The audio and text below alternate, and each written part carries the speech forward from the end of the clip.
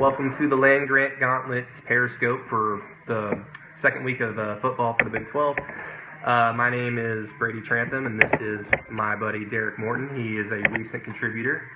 He lives here in Norman with me, so he has probably a better understanding of OU football, but he's smart with the sport. He knows all about Big 12 football, and he's a really good addition to us, so thank you for joining me in your own house, Derek. Appreciate that. Thank you very much. But I'm going to screw with this a little bit because you can barely see my stupid head in it, so I'm sorry.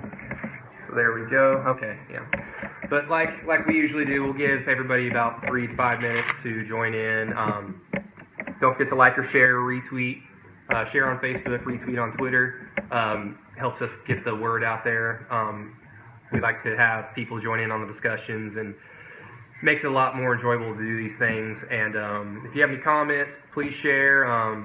Chris, the guy that runs the website, he should be joining in pretty soon if he can on discussions on text. So feel free to ask him any questions. If you have any questions once we actually start our discussion on week 2, hold off on those because we're probably going to just be talking to each other back and forth, and we won't be able to see everything because it's kind of hard to read from this far away. But, yeah, a lot to look forward to after a really kind of disappointing first week for the Big 12, just mainly because the biggest game was Oklahoma and Houston. Oklahoma ended up losing, and then TCU, for some reason, had to have a shootout with South Dakota State, but the rest of the Big 12 was pretty enjoyable. I mean, Kansas even got a win, so it's a lot to look forward to for week 2. There's some marquee matchups between Power 5 schools, and even though week 2 won't be as exciting as week 1 was in terms of firework matchups, there's still a lot to be excited for. But is there any game you're excited for? Just starting off. It's got to be the TCU-Arkansas game. Even though both teams struggled last week against inferior opponents, Arkansas winning by 1 at home versus Louisiana Tech, and of course, like you said, TCU getting in a shootout with the Jackrabbits from South Dakota State. That game is it's an old Southwest Conference rivalry. It's been 25 years since they played. Arkansas, they're a smash-mouth football team. They want to run the football. TCU, a little undersized in the defensive line area. We discussed that earlier. Their defense kind of revamped. Gary Patterson, he's known for defense. He's always been known for defense. So it'll be interesting to see if they can keep Arkansas contained after giving up 41 to an FCS opponent. Yeah, it's definitely going to be a complete change of pace. South Dakota State, they're a quote-unquote upper echelon FCS school, but they're still an FCS school in terms of talent.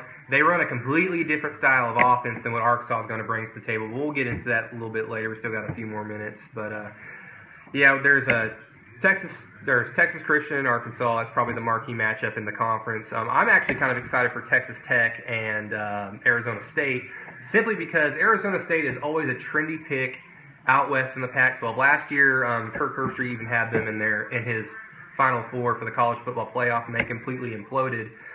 They had the worst pass defense in the country, and I can just completely see Patrick Mahomes and Cliff Kingsbury foaming at the mouth for an opportunity like this. It's against a Power 5 school. It's going to be at 9 o'clock. It's going to be on national TV.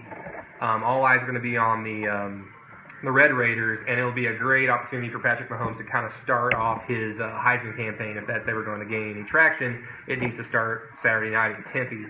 But everybody, thank you for joining early on. Don't forget to tell us where you're coming from, who you root for, all that fun stuff. If you want to ask any questions to Chris, he'll answer via text. If you have any questions for us, particularly on a game or whatever we talked about, if you think what we say is complete BS, then please let us know, and we'll try to get to that towards the end of the Periscope. But I guess we can get started, and we'll just start kind of at random, just whatever games pop in our head, we'll kind of talk about that. And we can start off with the game that'll happen early Saturday morning. That'll be Oklahoma State playing Central Michigan in Stillwater. And last season, a lot of people were pretty shocked about how underwhelming the Cowboys were when they traveled up to Central Michigan. Central Michigan's a MAC team. They're always going to have talent, especially on the offensive and defensive lines. They're always going to be well coached. They do have talent.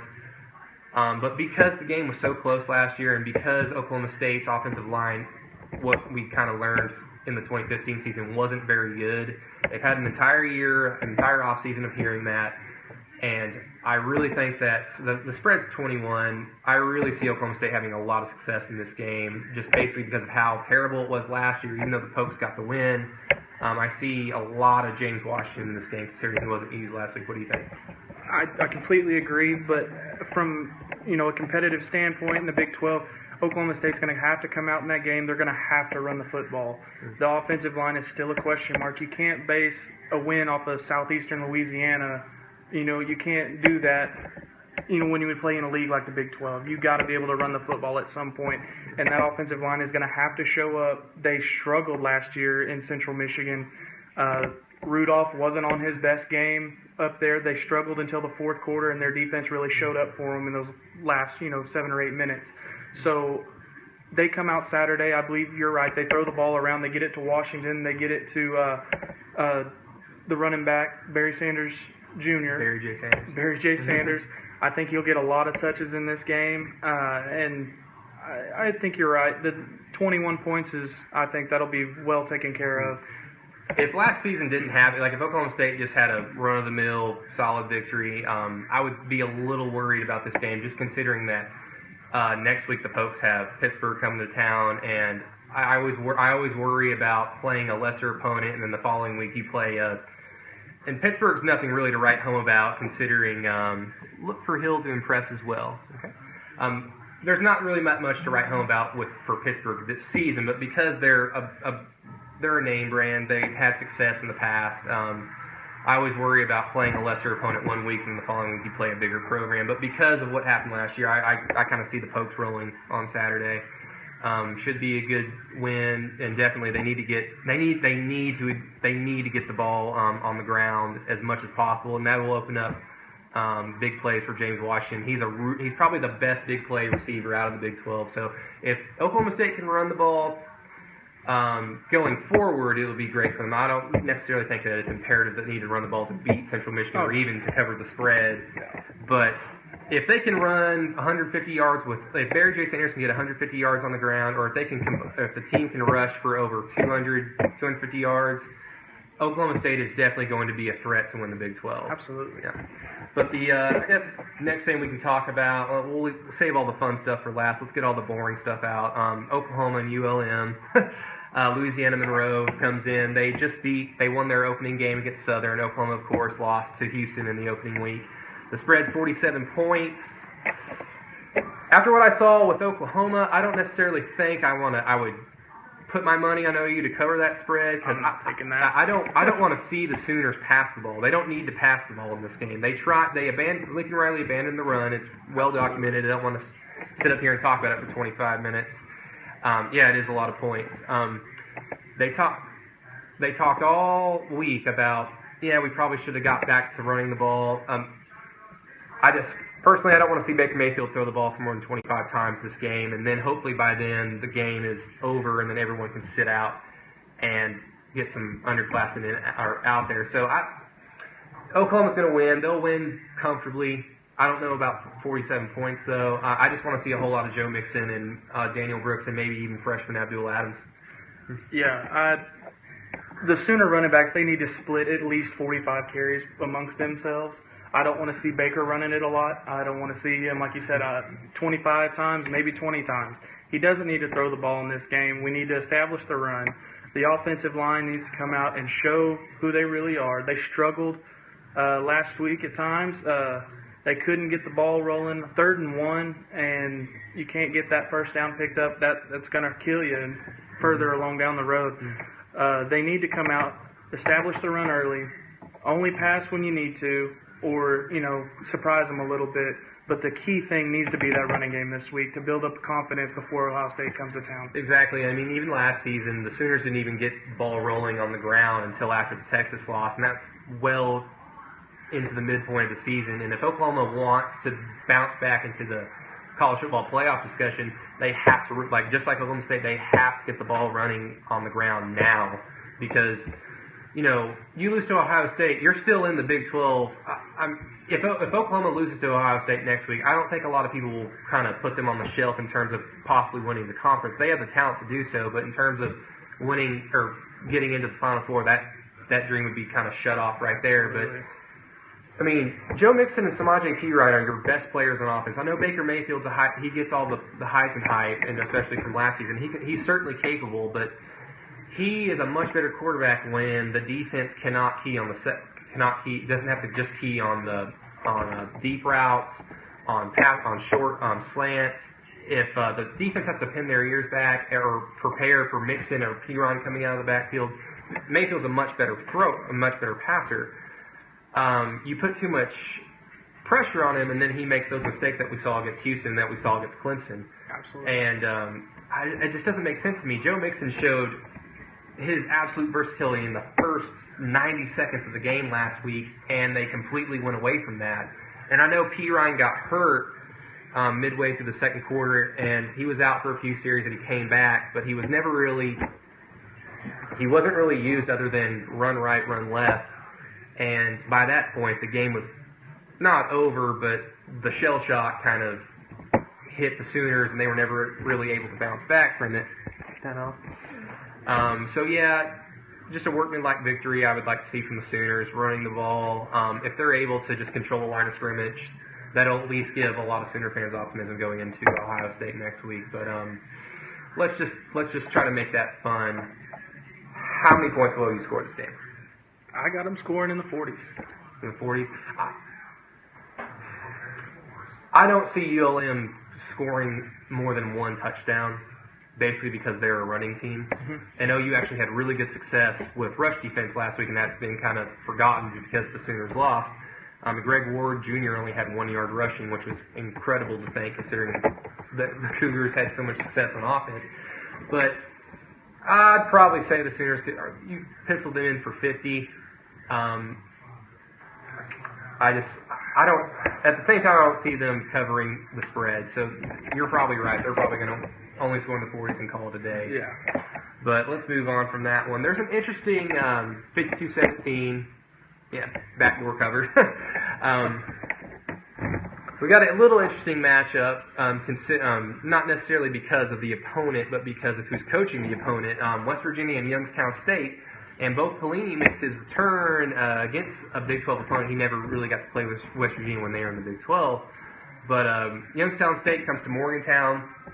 It's an interesting matchup to me, just basically because Youngstown State, 10, 15 years ago, they were what North Dakota State is now in FCS. They were winning national titles with Jen Tressel. They were winning 10, 11 games, 12 games a year, and they've had no problem scheduling teams like West Virginia, like Pittsburgh last year. And even last year, the Penguins didn't necessarily have a successful. I think they went 5-6, but against Pittsburgh at Heinz Field, they lost by a touchdown. Against North Dakota State, they lost by 3, and against Illinois State, which finished 4th in that division of football, they lost by 3. So they're going to be well coached. They have some talent. It's kind of like Oklahoma State going into Central Michigan last year, kind of a similar, I think, feel. Considering West Virginia was underwhelming in their victory against Missouri last week, there is a chance that this game could be interesting, but I think talent will kind of take over and West Virginia will get the win. Yeah, I see Youngstown State coming out and making a game early. West Virginia's offense looked very complacent to me last week against Missouri. Just the whole game really was kind of slow-paced, and nobody could really get some traction going. West Virginia, I think, is going to pull away in the second half, but expect the game to be tight early unless Youngstown State just completely implodes. I see this one being pretty competitive until about the late third quarter, early fourth quarter. Yeah, if this was a night game, I would say West Virginia all the way, all night, because they're the only stadium in the conference that sells alcohol. So if this was a night game, the University of Texas does now. Oh yeah, Texas does now. So I'm sure that made the Notre Dame fans a lot happier. Let's see. If West Virginia drops the game, then everyone, the coaches will burn in Morgantown. Yes. I don't see what phone call. I don't see West Virginia dropping this game at all. I am a little worried considering they have Maryland coming next week, and that's a neutral site game in Baltimore, I believe. Don't want to see anybody looking ahead, but I think this is a really good opportunity for Skylar Howard to kind of get his rhythm going for the rest of the season. The whole thing with West Virginia has just been their quarterback this year and last year. If they're going to make a dent in the conference, they have to get Skylar Howard going because they have the talent in the skill positions to do it. They have the talent on defense to get the job done. It's just really going to come down to if Skylar Howard can get his rhythm going early, and it needs to be this week. And I had to, sound like I'm beating a dead horse, but again, to get Skylar Howard going, they're going to have to get Shell going. Mm-hmm. And, the more carries you give Shell, the more it opens up the pass game. Mm-hmm. And, that's just football. You run the ball to pass the ball, and if West Virginia can't get Shell going, Skylar Howard's going to press, and we've all seen what he does when he's under pressure. He kind of tends to fold. He makes that one pass you don't need to make, or he fumbles the ball away, and things get tight in Morgantown. But I don't see that happening against Youngstown State. I think they're going to be able to do what they want late and get it taken care of. Interesting. It's an interesting game because Youngstown State is a program with some proud history. But again, West Virginia should win easily. The next game, and this is interesting just because Kansas is favored. Ohio and Frank Solich come to Lawrence to play the Jayhawks, and Kansas is a 2-point favorite. Kansas last week beat Rhode Island, who is a program that I didn't even know played football, and they beat them in severe fashion, and all 35 fans that weren't at a basketball practice stormed the field. And when's the last time we saw Kansas score 55 points? Chris, when was the last time that Kansas was favored? If you can find that out, please let us know. We appreciate that. It's an interesting matchup just because I've always had a lot of great respect for Frank Solich as a coach. Last week, okay, so Kansas was favored against Rhode Island. Okay, there was no line on Rhode Island. Okay, but yeah, I've always had great respect for Frank Solich going back to his days at Nebraska. I've always thought that Nebraska jumped the gun on firing him, and they've kind of been on a downhill slide ever since. But hey, they're in the Big Ten; they're happy. Ohio has had some success in recent history, winning 9-10 games a few years ago. But I think this is a really good opportunity for Kansas to start off 2-0, even though the strength of schedule is terrible. I mean, it's Kansas. They just need to win, and any win for Kansas, even if it's against Rhode Island, if it's against Ohio, if it's against University of Phoenix, if they can just win, that's great. That's great. It's great, and they just need to have some kind of momentum going into conference play if they're going to have a chance to even maybe pull off a mild upset. If Kansas wins Saturday, they match their win total for the past 2 years combined, and that's awesome. And kudos to them. I think their coach that they got up there is really turning the program, I'm not going to say completely around and take them to the Orange Bowl like Mangino did, but he's definitely a guy that likes to be. He likes the community. He likes the culture. He at least seems like he wants to be there to be successful. So, hey, if they beat Ohio and rush the field, that'd be good. That'd be awesome cannon fodder for your video, or your gifts or whatever on Twitter. That'd just be to see 35 people rush the field. I've never seen that. I just want to see them tear down the goalpost this time if they are able to beat Ohio. I think it depends on how many basketball season tickets they're giving away that day. If that comes with their stadium admission, then I think you could see a pretty good crowd. But, it's definitely going to be a good game for Kansas. Ohio's obviously not Rhode Island. I unfortunately just don't see it happening. I would love to see it happen just for the case of the Big 12 and Kansas coming back. And, if they played as good as they looked in those uniforms they got, I mean, they've almost got as many combinations as Oklahoma State. Yeah. If they could play as good as they looked, they'd be a whole lot better. So they get the win? I'm going to say no. I got Ohio in this one. I wouldn't be surprised either way, let's just say. But, hey, I'll ride the Kansas train until they lose. So, go Jayhawks. The next game we can talk about for 5 seconds will be Baylor and SMU. I think the biggest headline for this game will be if Kendall Briles stupidly gets a Sharpie and writes CAB on his hand like a complete nutter. I mean, for lack of a better word, dumbass. It's a dumbass move. It's not the time. It's not the place. It's not sending the message that you're trying to send. Or if he's trying to send that message, then good for him, but that's not the message you want to send.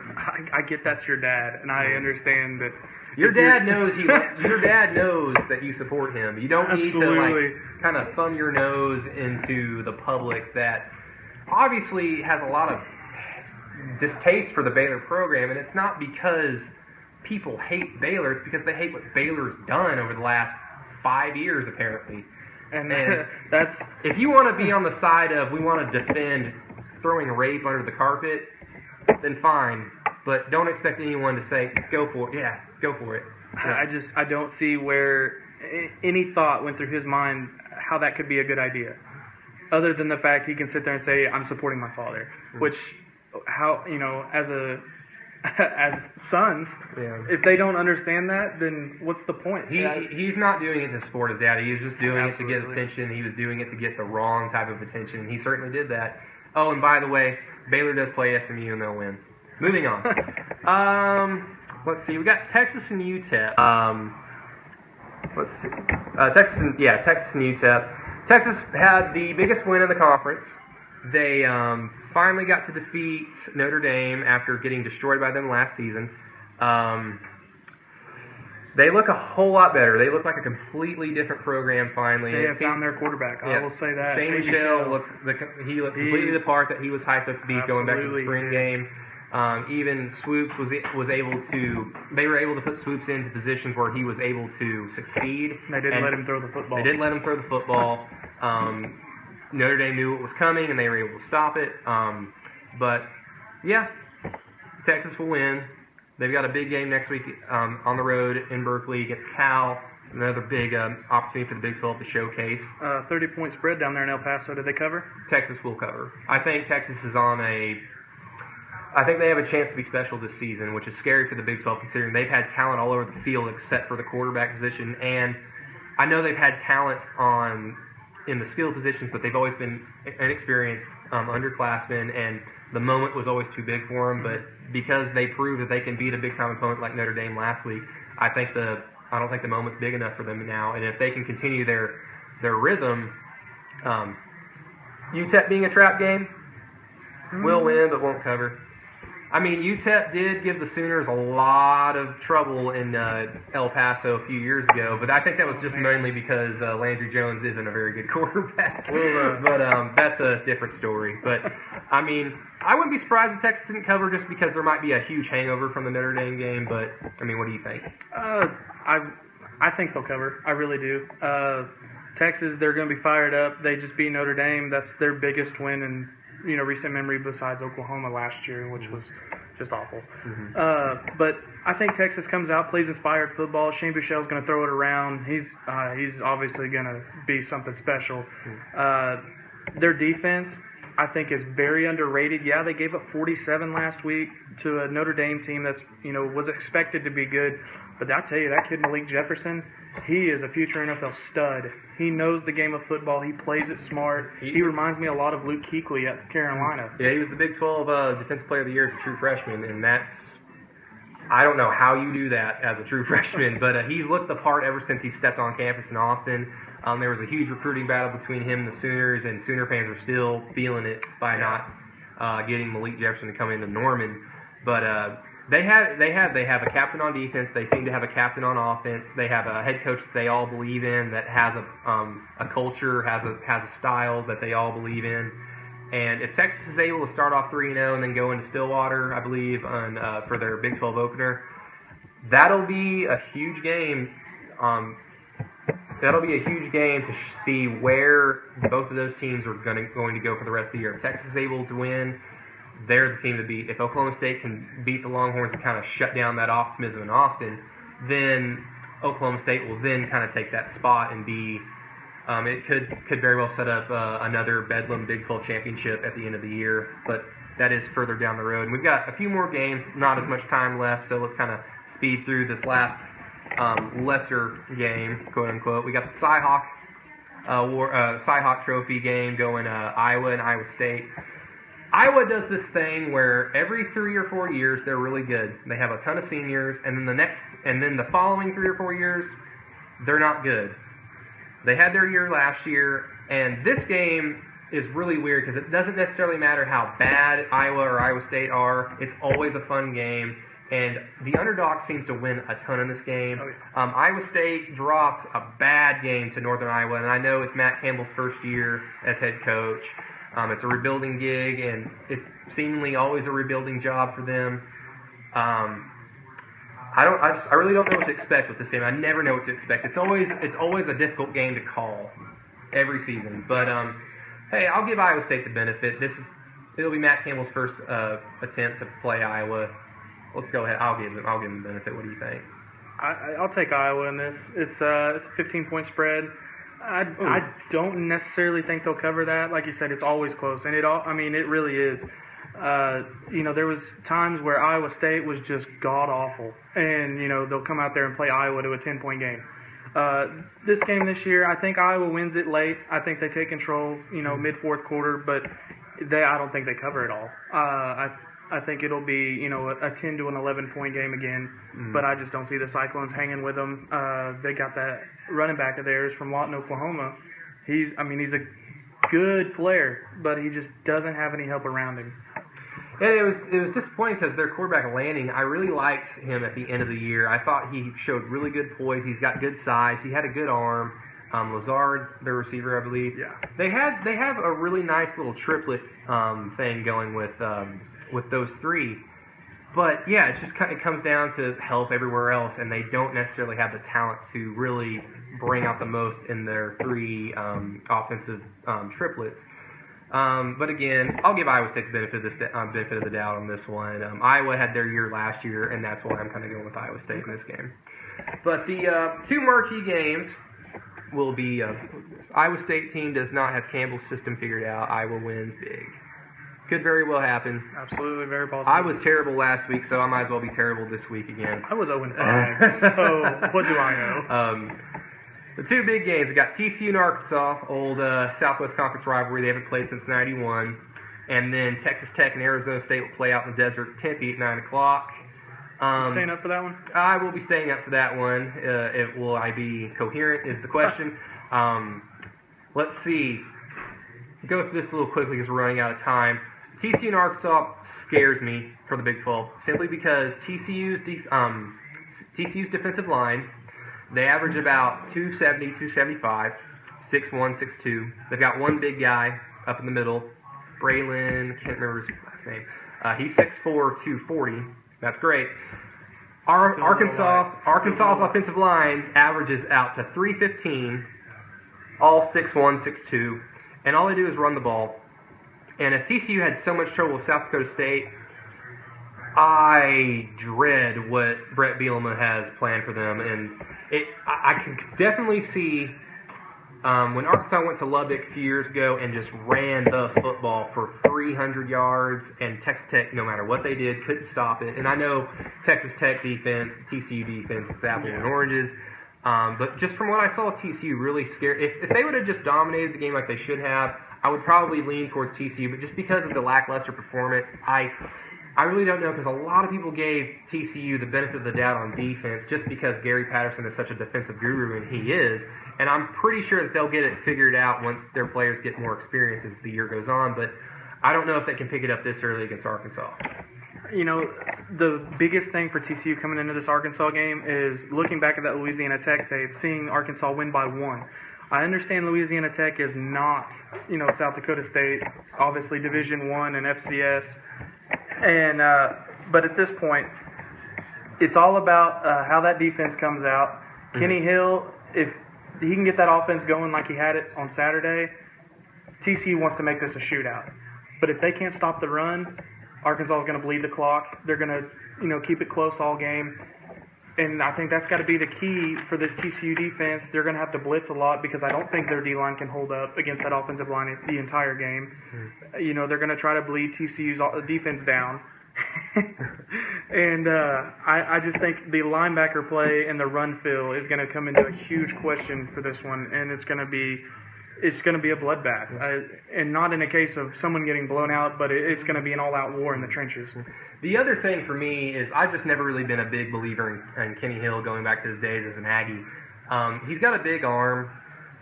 he struggles with accuracy. He struggles with decision making at times. He started off the game really awesome against South Dakota State, then he kind of fell off. Then he picked it back up simply because he was playing South Dakota State.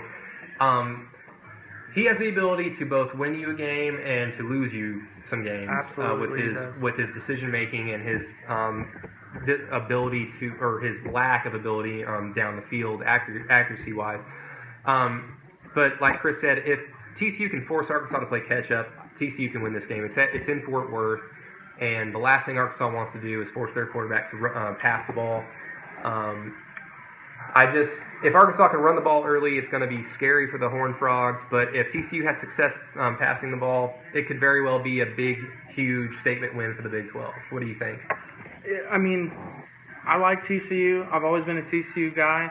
But in this game here, you got to stop Arkansas. You can't let them run the football. Mm-hmm. If you can force Arkansas to play catch-up, they don't have the quarterback to keep up with that TCU offense.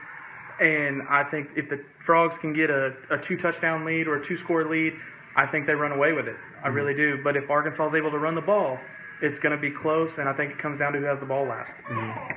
TCU gets 1 or 2 stops, and Arkansas is in trouble. That's true. Absolutely. If they can just prove that they can stop the rush at least 2 or 3 times early, TCU can win the game.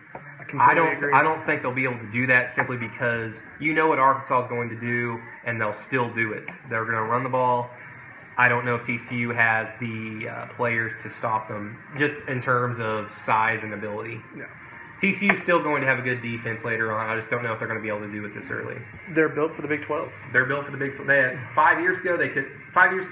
I'd say yeah, they're going to beat Arkansas. Oh, that Rose Bowl team, yeah, I would take them in a heartbeat. But I guess the last game on the plate will be Texas Tech and Arizona State, and that will be a huge game for the Big 12. It'll be one of the only games on at the time. It's going to be a 9 o'clock kickoff, 8 o'clock, 9 or 8 Central Time. I believe it's 8 o'clock. 8 o'clock, like whatever. Got Jay Norvell down there on the Arizona State Jay Norvell, former Oklahoma Sooner co-offensive coordinator and wide receivers coach.